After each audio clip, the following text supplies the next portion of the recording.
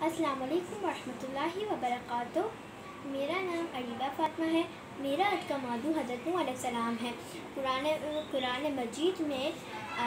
قرآن مجید میں سپارہ نمبر 29 میں سورہ نوح میں ارشاد ہوا ہے کہ حضرت نوح علیہ السلام اللہ کے نبی ہیں۔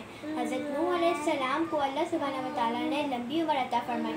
حضرت نوح علیہ السلام ایک ایسے شہر میں پیغمبر بن کے آئے جس شہر میں لوگ بتوں کی پوجا کرتے تھے۔ حضرت نوح علیہ السلام نے لوگوں کو بہت سمجھایا کہ تم لوگ بتوں کی پوجا نہ کرو، تم لوگ اللہ سبحانہ و تعالیٰ کی عبادت کرو۔ اللہ رحیم ہے، اللہ رحمان ہے، اللہ ہماری مدد کرتا ہے، اللہ رحم کرتا ہے ہم پر۔ اللہ نے ہی تم لوگوں کو طرح طرح کا بنایا ہے۔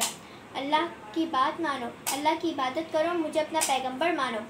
لیکن حضرت نوح علیہ السلام کی بات کوئی بھی نہیں مانتا تھا۔ حضرت نوح علیہ السلام نے لوگوں کو بہت سمجھایا کہ اے لوگو، تم لوگ میری عبادت کرو، اللہ سبحانہ و تعالیٰ کی عبادت کرو اور مجھے اپنا پیغمبر مانو۔ لیکن لوگ بولتے تھے کہ ہم تمہاری بات کیوں مانیں، لہٰذا لوگ بولتے تھے کہ ہم تمہاری بات کیوں مانیں۔ حضرت نوح علیہ السلام کہتے ہیں، حضرت نوح علیہ السلام لوگوں کے گھر پہ جاتے اور بلند آواز میں فرماتے ہیں، اے لوگو، خداوند عالم کی عبادت کرو، اسی نے ہی تم لوگوں کو بنایا ہے، اس نے ہی تمہاری ضرورت بنائی ہے، ضرورت کی چیزیں بنائی ہے۔ لیکن لوگ ان کی بات نہیں مانتے تھے۔ جب بھی کوئی آدمی یا پھر کوئی انسان شخص حضرت نوح علیہ السلام کے آگے سے جاتا تھا تو حضرت نوح علیہ السلام اپنا اللہ سبحانہ و تعالیٰ کے بارے میں بتانا شروع کر دیتے تھے۔ تو اس لیے لوگ جو ہے اپنے کانوں میں انگلیاں ڈال کے اس طرف سے جاتے تھے جہاں پہ حضرت نوح علیہ السلام ہو، تاکہ انہیں آواز نہ آئے۔ حضرت نوح علیہ السلام ان کو بہت سمجھاتے تھے، لیکن لوگ ان کی عبادت کرنے کے بجائے ان پہ ظلم کرتے تھے۔ حضرت نوح علیہ السلام کے کانوں سے بھی خون بہنے لگ گیا تھا اور حضرت نوح علیہ السلام کو ڈنڈے سے لوگ مارتے تھے۔ حضرت نوح علیہ السلام جب خداوند عالم سے کہنے لگے، اے اللہ، میں نے لوگوں کو بہت سمجھایا پر یہ آپ کی عبادت کے لیے تیار نہیں، یہ مجھے پیغمبر مانتے نہیں، یا اللہ میری مدد کرے۔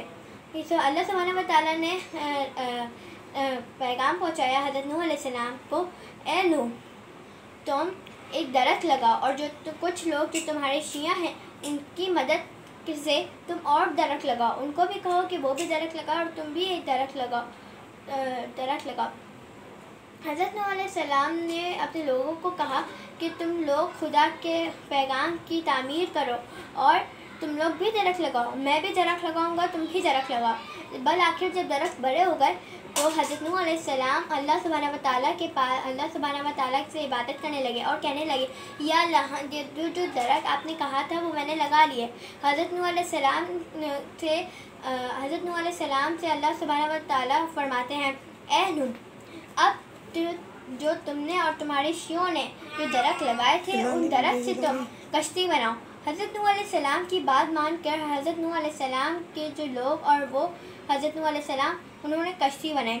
کشتی جب بنا لی تو اللہ سبحانہ و تعالیٰ کا حکم آیا، اے نوح، تم اپنے گھر جاؤ، 2-3 دن میں تمہاری آنکھ کے پاس سے پانی آنے لگے گا، تب سمجھ جانا کہ سیلاب آنے والا ہے۔ اپنے لوگوں کو یعنی اپنے شیعوں کو اپنے اس کشتی میں بٹھاؤ اور جانوروں کو بٹھاؤ اور خود بھی جاؤ بیٹھو۔ حضرت نوح علیہ السلام نے خدا کی تعمیر کی، ان کی بات مانی اور وہ اپنے گھر چلے گئے۔ گھر جانے کے بعد حضرت نوح علیہ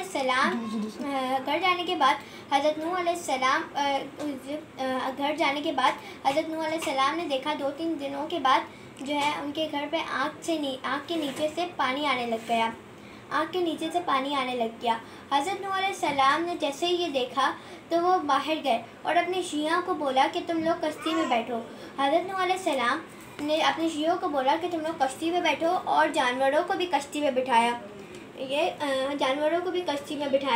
حضرت نوح علیہ السلام نے جانوروں کو جب بٹھا لیا، سوار کر لیا، تو وہ خود جا کے اس کشتی میں جا کے بیٹھ گئے۔ اس کشتی کی ایک خاص بات یہ تھی کہ اس میں کوئی جانور کسی جانور کو نقصان نہیں پہنچاتا اور کوئی انسان کسی جانور کو یا پھر کوئی جانور کسی انسان کو نقصان نہیں پہنچاتا تھا، کیونکہ اللہ سبحانہ و تعالیٰ نے ایسا نظام کھڑا کیا تھا اس کشتی میں کہ جو حضرت نوح علیہ السلام اور ان کے جو شیعہ ہیں وہ لوگ اس لیے ایسا نظام کھڑا کیا تھا اللہ سبحانہ و تعالیٰ نے کہ جانور اور شیعہ یعنی انسان اور پرندوں کا بھی کھانا اور پینا سب کچھ تھا اس کشتی میں. اس کشتی میں لگاتار بہت دن وہ گھومنے لگے. جب سیلاب آیا تو اللہ سبحانہ و تعالیٰ نے آسمان کو کہا کہ بارش کرو، اور زمین سے کہا اے زمین اپنا پانی اگل دو. جب زمین اور آسمان سے دونوں جگہ سے پانی آنے لگا تو لوگ اپنی اپنی چھوٹی چھوٹی کشتی میں جا کے بیٹھ گئے اور کشتی میں جا کے اس پانی میں چلانے لگے. جب پانی میں چلانے لگے تو حضرت نوح علیہ السلام نے اپنی بیوی اور بیٹے کو کہا آ جاؤ میری کشتی میں آ جاؤ، کیونکہ حضرت نوح علیہ السلام کی بیوی اور بیٹے دونوں حضرت نوح علیہ السلام کے لیے ان کی عبادت نہیں کرتے تھے، بلکہ وہ کافروں میں شامل تھے. وہ کافر تھے، حضرت نوح علیہ السلام کی عبادت نہیں کرتے تھے، اللہ سبحانہ و تعالیٰ کی عبادت نہیں کرتے تھے. حضرت نوح علیہ السلام نے ان کو بھی کہا کہ آؤ، لیکن انہوں نے کہا ہم تمہاری بات کیوں مانیں، ہم نہیں آ رہے، ہمارے پاس بھی ایک کشتی ہے. حضرت نوح علیہ السلام نے ان کو کہا، حضرت نوح علیہ السلام نے جب دیکھا کہ نا کشتی ان سب کی نا پلٹ گئی، یعنی وہ لوگ جو ہے ڈوب گئے پانی میں اور وہ انتقال ہو گیا ان کا.